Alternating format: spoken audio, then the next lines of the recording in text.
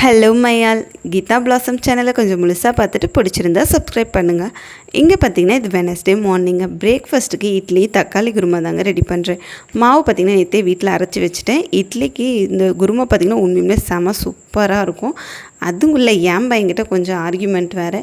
10 மினிட்ஸில் செஞ்சிடலாங்க இந்த குருமா. இந்த குருமாவோட ரெசிபி வேணும்னா சொல்லுங்கள், நான் கண்டிப்பாக ஒரு நாள் ஷேர் பண்ணுறேன். எல்லார் வீட்லேயும் கண்டிப்பாக ஒரு தோசை சைக்கோ இருப்பாங்க. அந்த மாதிரி இருந்தால் கண்டிப்பாக என்னோட கமெண்ட் பண்ணுங்கள், நானும் தெரிஞ்சுக்கிறேன். நான் என் ஹஸ்பண்டை தாங்க சொல்கிறேன். அதுவும் இந்த தக்காளி குருமா வச்சுட்டு அவருக்கு தோசை தாங்க கண்டிப்பாக வேணும். அதுக்காகவே என் குருமாவை பாராட்டுவார். தோசைக்காக என்னென்ன உருட்டுறீங்க அப்படின்லாம் கேட்பேன் நானும். இங்கே பார்த்தீங்கன்னா ஒரு பக்கம் எனக்கும் என் பையனுக்கு இட்லி தாங்க. என் ஹஸ்பண்டுக்கு மட்டும் ஸ்பெஷலாக தோசையெல்லாம் ஊற்றி கொடுத்துட்டேன்.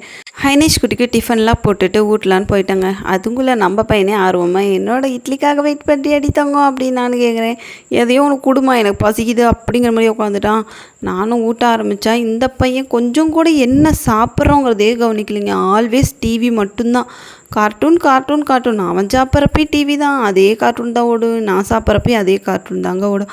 இங்கே பார்த்தீங்கன்னா என்னோடய குட்டி பையனை பால் வடிக்க அனுப்பலான்னு கிளப்புனா அவன் ஒரு பக்கம் போய் ஓடிலாம் ஒளிகிறாங்க. என்னடா தவங்க இப்படி பண்ண ஆரம்பிச்சிட்டியே இப்போவே அப்படின்லாம் நானும் ஒரு பக்கம் புலம்புறேன்.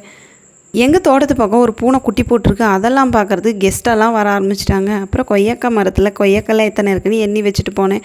அதுக்கப்புறம் என்னோடய பையனுக்கு ஸ்நாக்ஸ் பாக்ஸ்லாம் போட்டு கொடுத்துட்டு கிளம்பிடிப்பட்டு அப்படின்னா எங்கள் டேடி தான் கொண்டு போய் விடணுங்கிற மாதிரி டாடின்ட்டு போக ஆரம்பிச்சிட்டான்.